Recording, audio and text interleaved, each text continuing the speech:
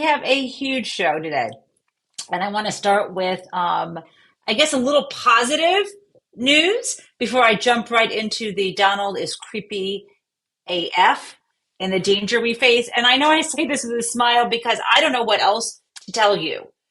If he wins, people like me are not going to be safe. And I guess the good news is Canada is just, oh, I should point south. Canada is just south of the border in Detroit. And I guess one day I could just drive over the Ambassador Bridge and find a place to stay. That is not something I'm actually planning at the moment, but I will tell you if November does not go well, it's going to have to be a consideration. And the good news is I always can do this show from Canada. But don't tell my family that. That would freak them out. And I don't think they are listening this morning. Let's just hope. Okay, so I want to start with something super fun that you guys may not have heard about yet. It's exciting. So here we go. So this, my friends, is this Geeks and Nerds event being planned by the fabulous Linda Carter. Yes, Linda Carter, our very own, very first Wonder Woman. And the Geeks and Nerds for Harris Zoom call is scheduled for Tuesday, September 24th. And the reason I'm telling you about this is if you can't even read the small print, I think you know when you hear the word nerds, don't you think of Mary Trump's Nerd Avengers? And if you can see with the billing, there we are.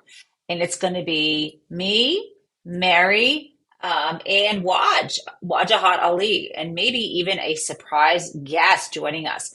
Plus, as you can see, there are incredible people here. LeVar Burton, Stacey Abrams, Yvette Nicole Brown, John Cryer, Anthony Rapp. I could go on and on. Bill Nye. I mean, Bill Nye, the science guy, you don't get much nerdier than that.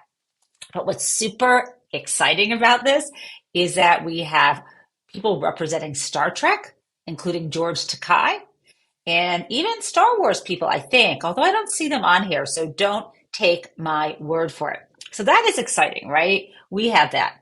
Also exciting happening shortly is tomorrow night. We have the debate. And I know that expectations have been set incredibly high for Kamala Harris, and the floor is below the sub-basement level for Donald Trump. But that's okay. I'm going to watch, and I will be there with you. We're going to be doing a live watch over at Mary Trump Media, and I hope to see you there. We'll be there a half hour before it begins. I think the debate begins at 9. Don't quote me. I think it's 9 Eastern, but we will be showing up a half hour early at 8:30 to do some pre-gaming.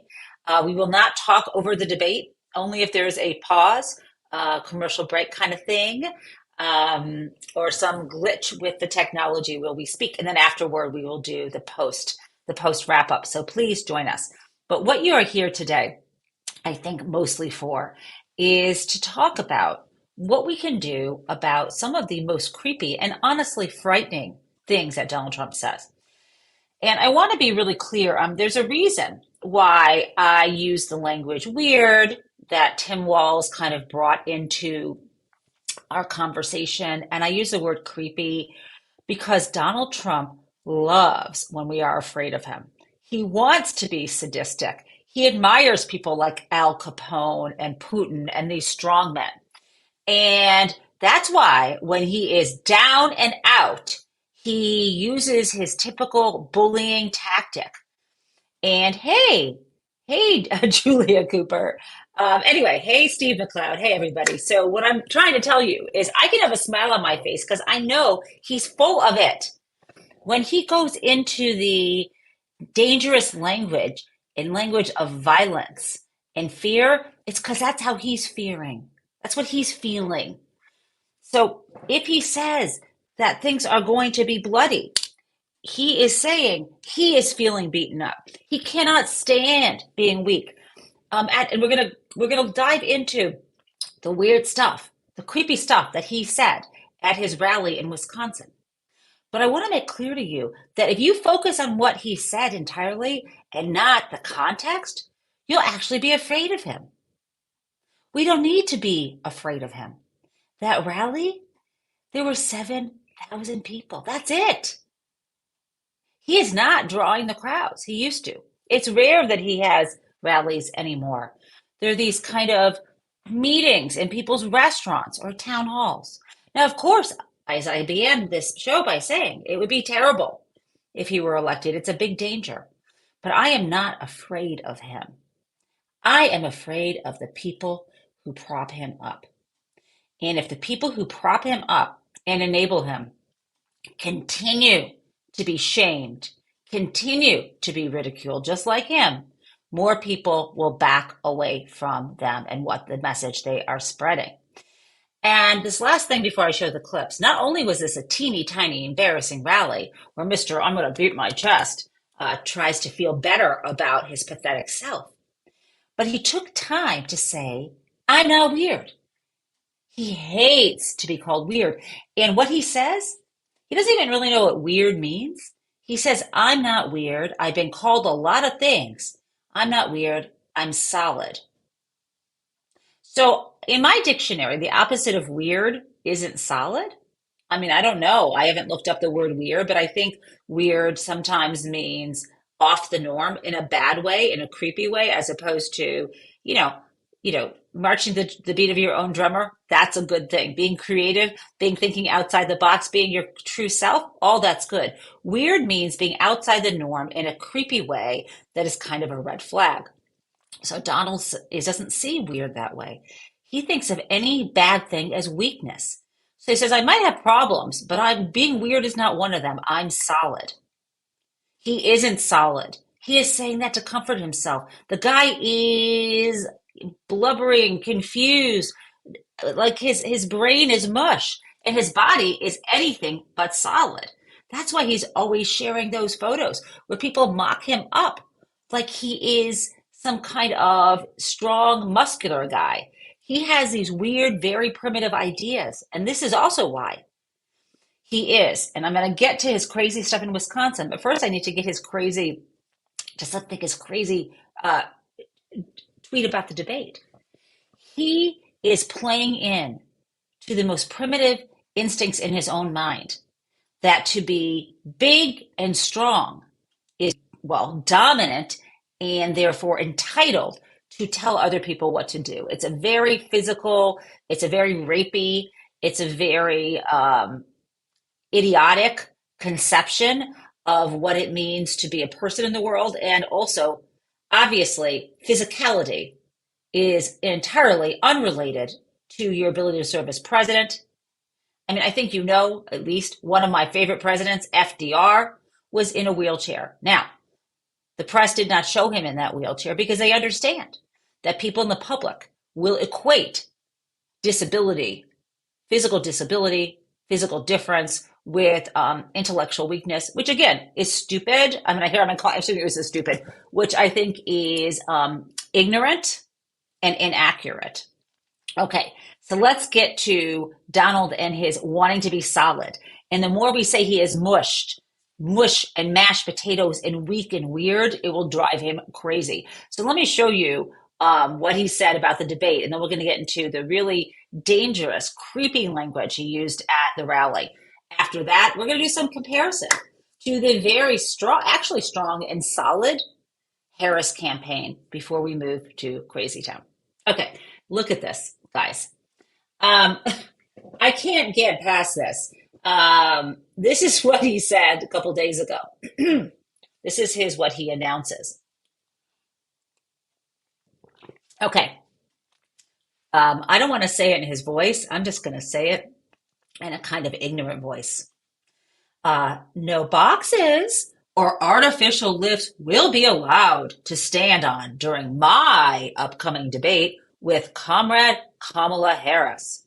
We had this out previously with former NYC Mayor Michael Bloomberg when he was in a debate, and he was not allowed a lift. It would be a form of cheating, and the Democrats cheat enough. You are who you are. It was determined. Okay.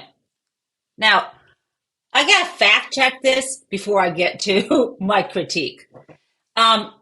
Mayor Michael Bloomberg was indeed in a debate because he was a candidate in the Democratic primary in the lead up to the 2020 election. So I don't understand how Donald Trump, who was running for the Republican, nomination, and then he lost the election. I don't know how Donald Trump had it out with Michael Bloomberg. Okay, so that is weird. Now let's get to this this other piece, which is insane. Um, he's come up with a new name for Kamala Harris. I guess Comrade is what he's sticking with. Okay, doesn't do much for me. And I guess there's the implication, the intimation that makes her a communist. But as you will soon see, uh, major businesses are supporting her. Goldman Sachs believes she will do better for the economy than Donald. So, and also Donald is inextricably linked to Vladimir Putin, as are his MAGA followers. So I don't think Comrade is going to stick. Okay. So what else is going on here? Um, he's saying he's dictating a couple things and he's telegraphing more. What he's telegraphing is, I'm taller than Kamala Harris. Dude, we know that. He's also reminding us that he stalked Hillary Clinton. He stood behind her and went into her shot. Do you remember that in the debates in 2016? I'll never forget it. But I know Kamala is ready for that. What we have heard in the news is that she has someone she's practicing with who is dressed up as or imitating Donald Trump. So this made me so happy to hear because, she of course needs to be on top of the issues so she can respond to the questions that she's given in a clear and enthusiastic way, communicating that she would be an excellent leader. But she also has to choose what to fact check Donald on when he is a stream of lies. And finally, she has to also manage his physicality. So I'm so glad that they have a Donald Trump imitator there. Okay. So he's reminding us that he's taller than her and he doesn't want her to be able to stand on anything. Now, it's funny that he uses the word a lift as opposed to like I don't know, stool or something to stand on, because as you know, Donald Trump has shoes with lifts in them. We have seen them. That's why his foot is like this. Now, listen, I wear heels sometimes, and it's not just because of the outfit I'm wearing. Sometimes I just don't want to feel so small. I don't know why. Okay, so again, this is a bit immature of me. I'm what, 5'4.5", but sometimes I wear 2-inch heels. Sometimes it's because I just like how I feel when I'm doing them. Okay, so we all know this is something, and sometimes I like the aesthetic. Well, so does Donald Trump. He wants to look taller. And so he's saying no lifts. Okay, so what I want to know, if he's saying you are who you um, are they going to stop people from wearing bleach blonde comb overs perched on their bald pates? Are they going to ban slathering self-tanning lotion on people's faces? When it comes to the VP debate, will no eyeliner be allowed? Come on. What is this? So anyway, I did tweet something out to that effect. I have not heard from Donald's campaign. Apparently, it's a very popular sentiment that he is a complete phony. At any rate, that's what we got there. So what we need to think about with this debate is that Harris, I think as Ginger Rogers, as was said about Ginger Rogers, or she said about Dancing with Fred Astaire, that she had to do the same thing he did, right? The same moves he did, but backwards and in high heels. That is the story Kamala Harris is facing. But let's hope she doesn't do what Donald does. Let's hope she's the mirror image, like a dancing partner would be. That as he stumbles over his steps, though, she emerges glorious, graceful, intelligent, and wins the debate. Okay, so Donald is increasingly unhinged, and now we're going to get to this rally, this teeny tiny rally of at most 7,000 people that was in Wisconsin on Saturday. And there's a lot of stupid stuff he said, but I don't want to postpone this anymore. I really do want to get to it. I'm trying to find it on here. The worst part of what he said. Let's take a listen. And Getting them out will be a bloody story.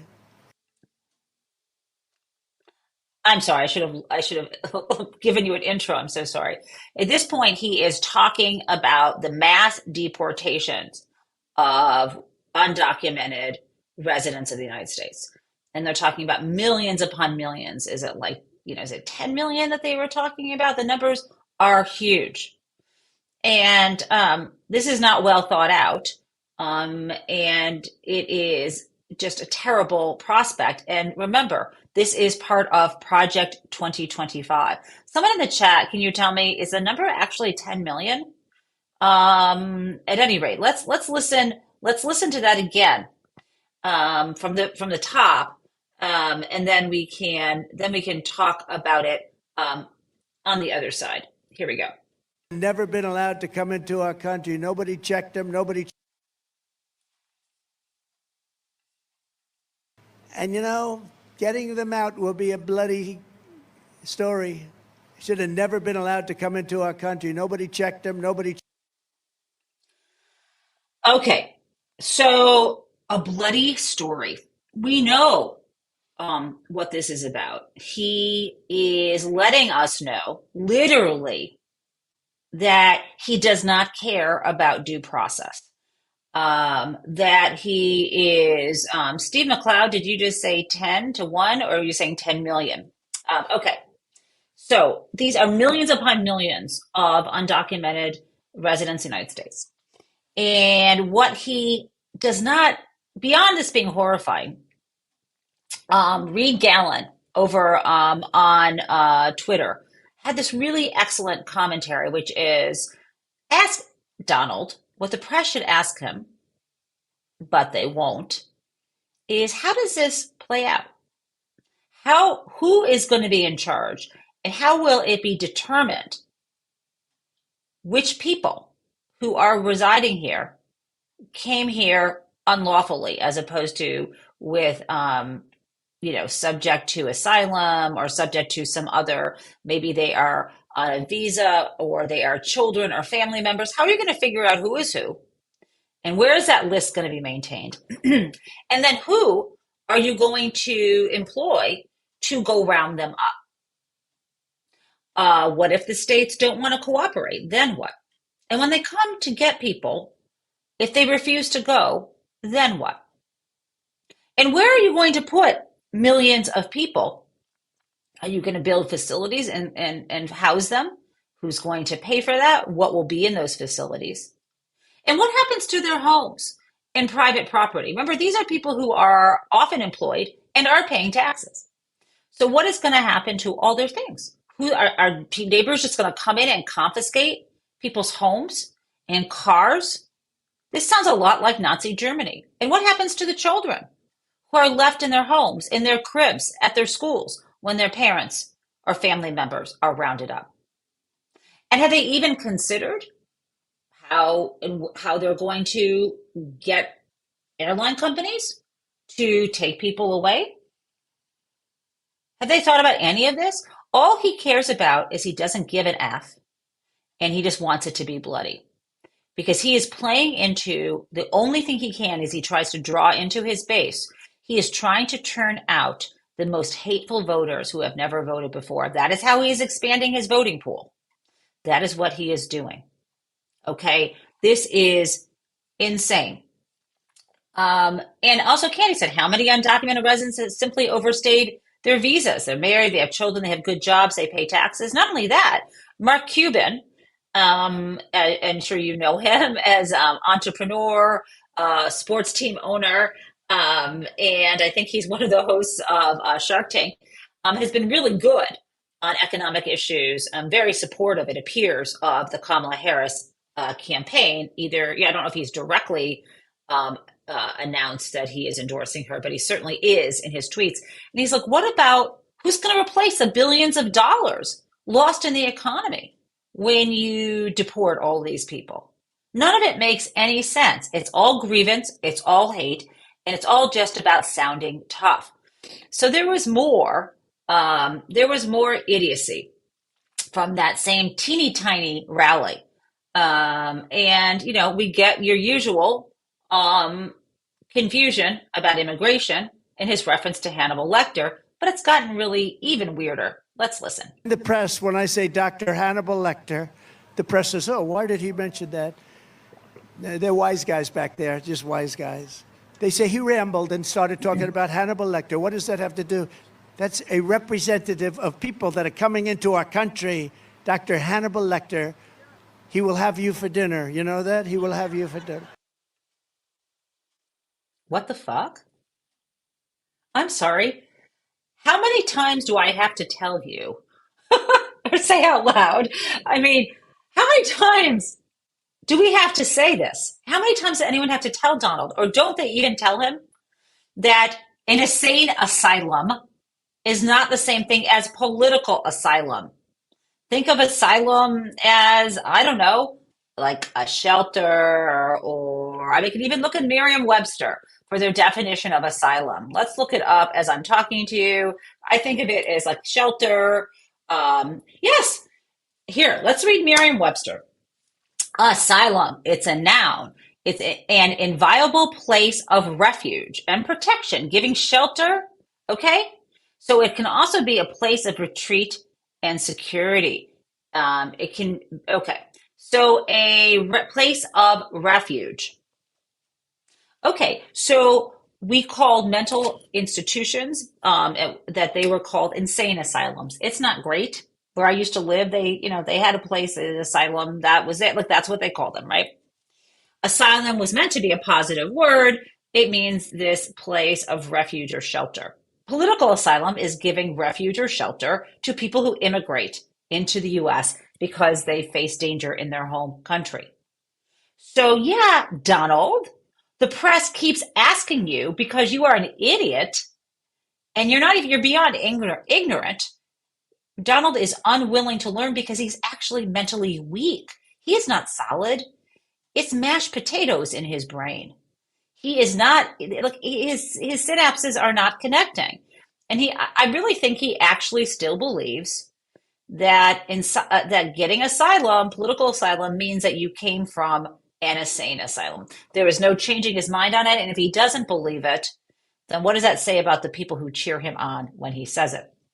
Okay, again, at that teeny tiny rally, there was some more stuff there. We just saw his typical, saying that Hannibal Lecter was the kind of person being let into the United States. And that, okay, sure. And he also, so I just want to point out to you, everything I just showed you is part of the Project 2025 agenda. And there was another part. Listen to this one. Ultimately, we'll live, and you know what we're doing here. I say it all the time. I'm dying to get back to do this.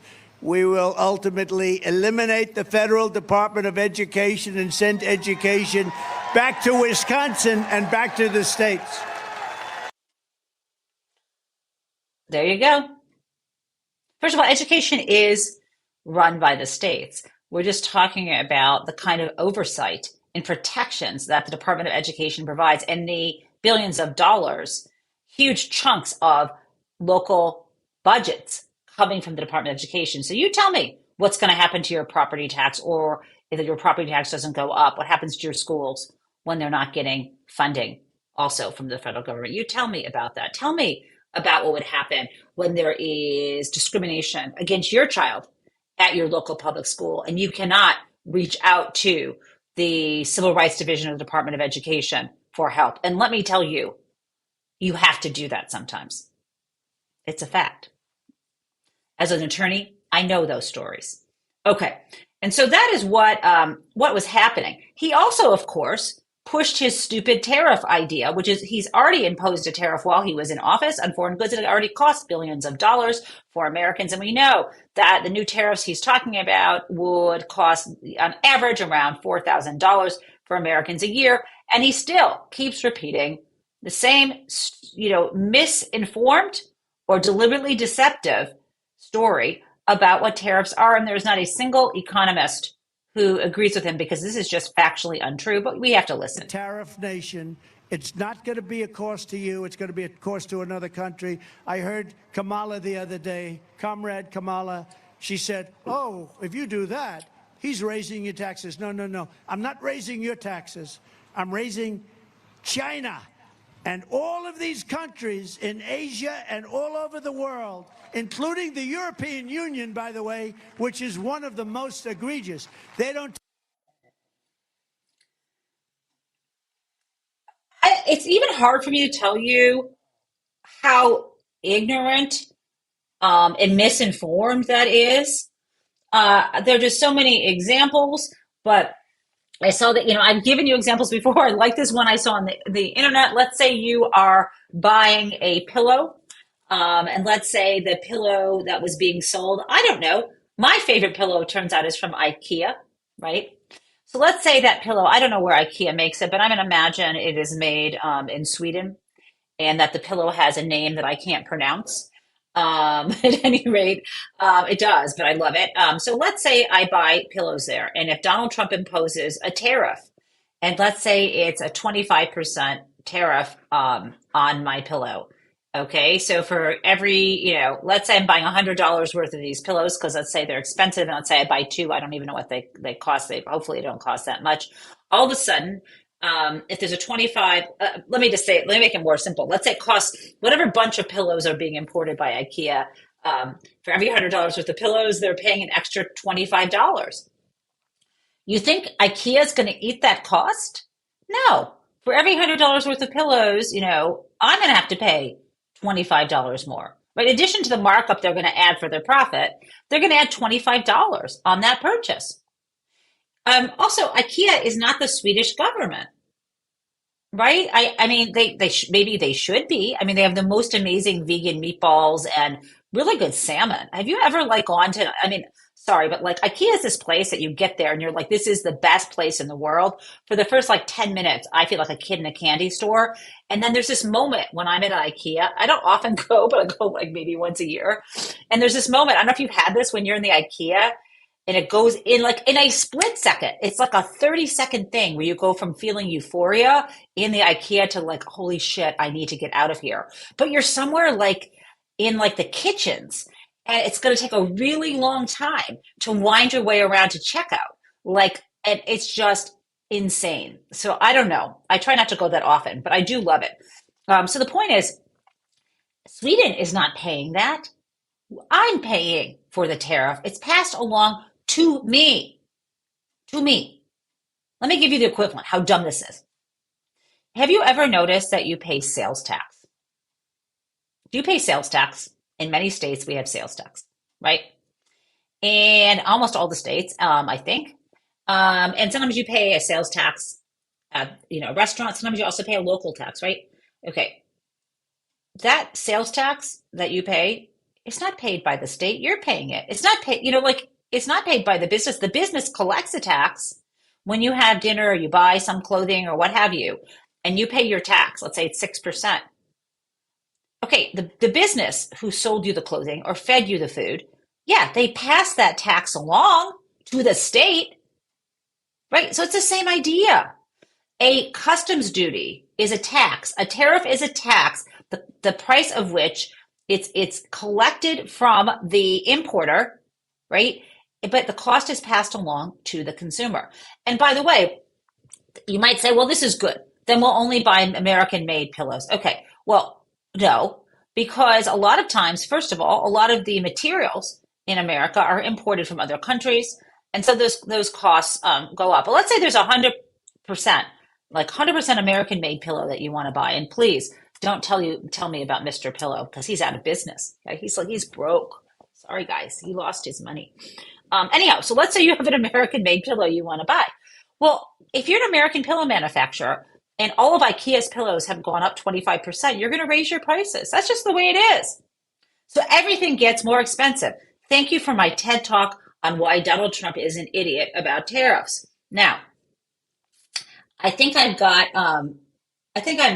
some contrasts to draw, right? Let's draw some contrasts. While Donald Trump was in Wisconsin, there was also there was also an event which was at the well, not so much a con. Let me do one more bad Trump surrogate thing, and then we will get to the contrast. So I'm sure you know Ron DeSantis, governor of Florida. And you know how Donald Trump has been saying, oh, Roe versus Wade, I'm so glad my justices overturned it. And it's what everybody wanted. And we are just going to leave it to the states. It's not a big deal. So he also said that at his rally. And we also have Ron DeSantis adding to that. So let's listen to this. That's the way people have wanted it for many, many years. And I'm just happy that we had Supreme Court justices that had the courage to do that, because that has torn our country apart for 52 years. Okay. No, it hasn't. So, as you know, the Supreme Court used to, until Roe versus Wade was overturned, forbid states from banning abortions before what was decided as viability. Okay. Now it's moved back. And that was like many weeks into the pregnancy. States could not, many months into the pregnancy, could not forbid abortion. It was up to a woman and her physician. Okay. And I don't know the exact weeks. I feel like it's somewhere in the second trimester under Roe v. Wade. At any rate, that's not a law anymore. Okay, so here's what Rhonda. So they said, "Oh no, this is what everyone wanted," which isn't true. Well, let's let the states decide.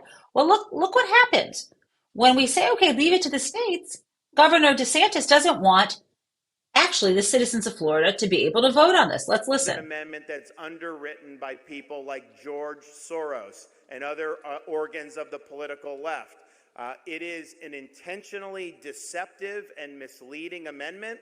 It should have never been approved to be on this ballot by the Florida Supreme Court. They made a horrendous decision on both of these amendments, but certainly on Amendment 4. And so if you read it, it's almost like, it's hard to even know what's going on. Okay, so yes, I was right. It's between 24 and 28 weeks under Roe about viability. And there's subsequent quick cases like Casey, which came down, I think, in 1993 and that was a decision that also forbid undue burdens on people getting pregnancies, people who are pregnant wanting to get abortions. At any rate, so here we have everyone claiming leaving it to the states. But look, the states, when the citizens put a ballot initiative up, they don't want it. Now, you can blame George Soros all you want, but it doesn't matter if citizens help get funding from an organization to pay for all the flyers to get the information out there. That's not unlawful. How else are you supposed to raise awareness that there is to get signatures for a ballot initiative? What are people supposed to do? Make paper in their own home? I mean, what world is this? You need money to communicate with people on this grand scale. So they don't really believe in letting the states decide. Okay, so let's do the contrast. By the way, I just want to show you. This was at the Victory Summit. Okay, I was just looking at that name, Victory Summit. And if this is what victory looks like for them, I hate to see defeat. Now, let's look at what Walz had to say. So Tim Walz was a keynote speaker at the Human Rights Campaign, which is a gay and lesbian GLBTQ plus advocacy organization. And he just knocked it out of the park. What a difference. Think about it in this room. This is what these folks are focusing on, spending all their time. Like reading about two male penguins who love each other is somehow going to turn your children gay, and that's what you should worry about. Okay, so you may know, I think you guys may be aware, there's this great children's book about, actually, I think there were two male penguins at a zoo in the U.S., or maybe it wasn't in the U.S., sorry, I'm just assuming it was. And I remember hearing about them. They bonded with each other and became lifetime partners. And penguins happen to be a species who do find partners and stick with them, apparently. At least that's my understanding. I have not read this children's book, but it sounds delightful. I have always been a big fan of penguins. Let's continue.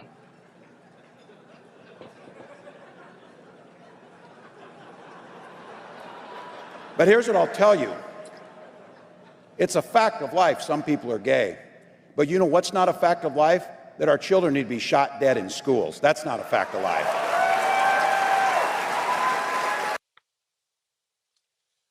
Now, that might seem like a strange segue, but his point is, what are your priorities? People are gay. That's great. I mean, why should people not express who they are and live their lives how they want? And life would be really boring if everybody were the same. And gay culture is fabulous, right? This is not my idea of tolerance. I believe in, I cherish diversity, right? Okay. So that is how Tim Walz communicates. Okay. Now, more contrast. Well, Donald Trump is lying about tariffs and has a really bad economic plan. Meanwhile, what's going on right now in our economy? Another strong jobs report. Thanks, Biden Harris. Let's watch that. 142,000 jobs added to the economy in August. The unemployment rate down to 4.2%. That sounds good. I'd like some more of that. How about this?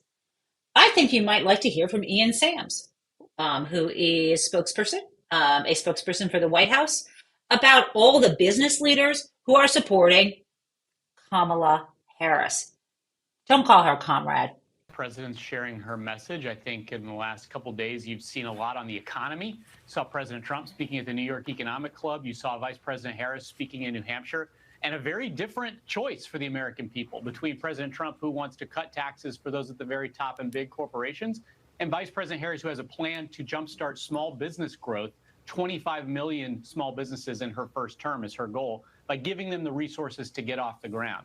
This comes on top of her middle-class tax cut that she's running on and campaigning on for the country. And so in the coming days, I think you'll hear us talk a lot more about our economic vision. Just this morning, 88 top CEOs, former CEOs from across the country, business leaders, companies like Ford, Starbucks, Pepsi, Lyft, these are real American companies, came out and endorsed Vice President Harris, said she'd be great for the business community. Donald Trump's a former CEO himself. I'm not sure why the CEOs don't like him so much, but suddenly this morning they're coming on board because I think they see the difference in the economic vision. I think Ian knows why the CEOs don't like Donald so much. He's run many companies into bankruptcy, including several casinos. He doesn't pay his bills. He's an idiot. He's not someone they would ever hire to do anything. Could that be why they don't like him? Ian knows. Okay, so that's kind of how great things are going over with Kamala Harris. Now, before I get to Crazy Town, I do want to mention one fact and something else unhinged about Donald. I think you already know this already, but I wanna make sure because this happened Friday. I talked about it briefly over the weekend. So on Friday, Judge Merchan decided to postpone the criminal sentencing of Donald Trump, and it was postponed until November 26th at 10 a.m., which, if you look to my Twitter feed, and I think I put this up in our social group here on YouTube, I provided the 4-page memo. If you want to read it, again, just go over to our community area right here on YouTube. And I know people are disappointed that it's been pushed off to November 26th. I want you to also know, though, on November 12th, he's going to rule. So even before that, he's going to rule as to whether the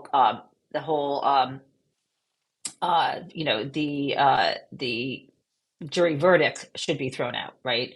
And that's based on, he won't decide that, but he's got a rule on Donald Trump's motion. He's arguing that the actions he took to cover up the business falsification, falsifying his business records, to interfere in the 2016 election for the purpose of, covering up the hush money payments. You remember he was found guilty on those 34 counts. Well, Donald's arguing that doing all of that, even though some of it happened before he was in office, the mere fact that he happened to be sitting in the Oval Office when he was conducting his own personal business makes him immune. That's what his attorney, Alina Habba, said the other day. He was sitting in the Oval. Well, yeah, that's not how it works. Okay, so what are the takeaways? You may be disappointed. I might have ruled differently than Judge Merchan, but it's a solid, reasonable ruling. My big takeaways are as follows. the sentencing is the Tuesday before Thanksgiving, and that will be at 10 a.m. And so I think Thanksgiving dinner is going to be really interesting with our families. The also the prosecution is permitted at any time to submit their pre-sentencing memo where they recommend what the sentence will be. I don't think Alvin Bragg's office will do that before the election. At this point, there's no point in creating chaos around that, and there's no rush, right? He can do that closer to. I think, I don't know the New York rules by heart, but I think he needs to do that probably at least 10 days before, or a week before the actual sentencing. I think he will wait until the judge rules on the 12th. And if the case is not thrown out shortly after that, he will provide to the court, and that will be public, the sentencing recommendation. And then we'll find whether it will be a custodial sentence, meaning will there be some incarceration or electronic bracelet or what have you. And the final thing is I think ketchup will be flying on November 12th when Judge Merchan decides not to set aside that sentence. Now, one last thing before Crazy Town. Donald Trump is so incredibly unhinged, and that this is, this is like, it's even hard to fit it all on one screen. This was one of his, I'll call it a tweet, but one of his posts on Truth Social. And it's just remarkable what he had to say. It's almost, some people look at this out of fear, like, whoa, my God, this is insane. This is, and it's not great, but he's like totally looking in the mirror. When he says this, he's basically saying that he is going to go after all of his enemies. He's going to say there's going to be rampant cheating and skullduggery. I don't think he wrote this because I don't know that he would say skullduggery. I certainly wouldn't, but I think he is the last person on the world who would. And one thing he is saying, which feels like he is looking in the mirror, he says, when I win, those people that cheated, let's skip the when I win, those people that cheated will be prosecuted to the fullest extent of the law, which will include long-term prison sentences. Now, I want to point out to you that he references people who cheated in the 2020 election. And I'll remind you that the New York case, although it is focused on election interference, the one we just talked about where he is going to be sentenced, he's already, been found guilty on 34 counts. Don't forget that Judge Chutkan, who is back on track with the election interference case in federal court, right? So what Donald Trump is saying is that any president, well, first of all, Kamala Harris isn't in charge of sentencing. Neither would, Donald Trump would be. We'll talk about that in a minute. But Donald Trump is basically saying anyone who is convicted of interfering in the 2020 election should get a long sentence. And I think that is true. And I think this should also be true of a long sentence on November 26th in the state case. I don't think that's what he has in mind, right? He has in mind basically breaking down the ethical barrier between the Department of Justice and the White House and using the Department of Justice as his vehicle to get revenge on his enemies. And remember that the Department of Justice is, underneath it includes the FBI, includes the prosecutors, right? Not the judges in the courts, but he can pick judges he likes. And remember, the Supreme Court believes that anything the president does when he is, dealing with the Department of Justice is most likely, or if not per se, immune, even if he uses it to prosecute his enemies. So this is an unhinged tweet. This unhinged tweet is brought to you courtesy of the judges of the majority on the U.S. Supreme Court. Okay, so I think we need something a little lighter from there. And so the reason why, guys, that I don't totally freak out is because they're just, well, let me just give you a little music and tell you why. So I don't freak out because his crowds are getting smaller. His brain is turning to mush. I think the press is finally picking up on how insane he is. And his surrogates are just not getting the support that they once did. And so I want to play for you something that I think you're going to really enjoy. And I call this, oh, Kim. And I think you will see why. Let's do it. From all walks of life have had enough of the Democrats' decline, and we are ready, we are willing, and we are able to spark a new era of American exceptionalism. You can clap for that.